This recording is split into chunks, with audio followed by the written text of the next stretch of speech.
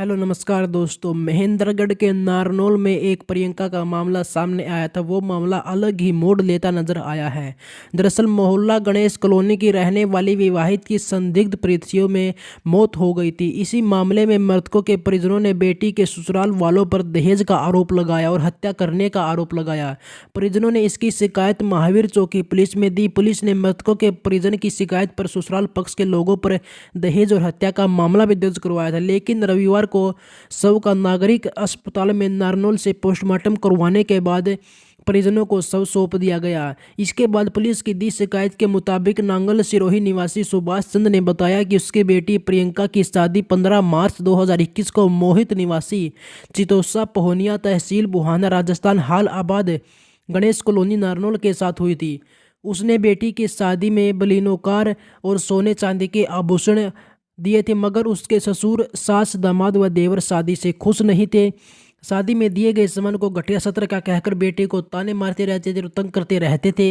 यह बात उसकी बेटी को पता चली तो भतीजे के साथ गणेश कॉलोनी गई। वहां पर बेटी का ससुर, सास सुमन, देवर राहुल व पति मोहित मिले। सीसराम ने कहा कि दहेज में घटिया सामान दिया गया है। उसका लड़का फौज में है, कम से कम बेटा को क्रेटा व बलिनो गाड़ी के साथ 5 लाख रुपए नकद देने चाहिए थे, लेकिन वह राहुल ने भी सोने की अंगूठी व चैन देने की बात कही।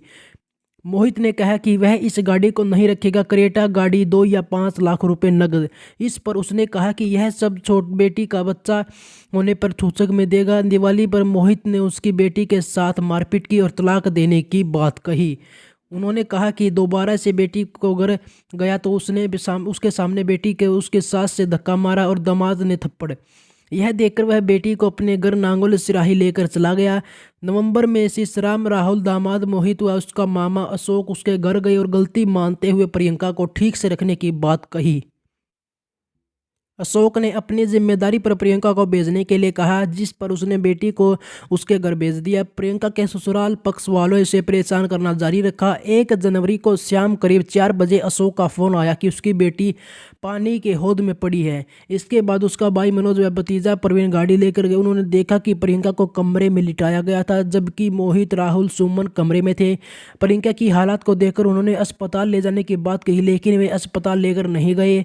इस पर उसका भाई, भतीजा व मोहित प्रियंका को लेकर नागरिक अस्पताल गए, जहां पर चिकित्सकों ने उसे मृत घोषित कर दिया। मृतकों के पिता ने आरोप लगाया कि दहेज मां की मांग, क्रेटा गाड़ी व 5 लाख रुपए की नकद देने के लिए मांग पूरी नहीं होने के कारण ससुराल पक्ष वालों ने ऐसा षड्यंत्र रचा कि उसकी बेटी की हत्या कर दी गई। पुलिस ने मृतकों के ससुराल पक्ष के लोगों के खिलाफ दहेज का मामला दर्ज करके कार्रवाई शुरू कर दी है। और आगे बढ़ी जो भी अपडेट आएंगे महेंद्रगढ़ के नारनौल जिले से प्रियंका मामले में, हम आपको लगातार देते रहेंगे।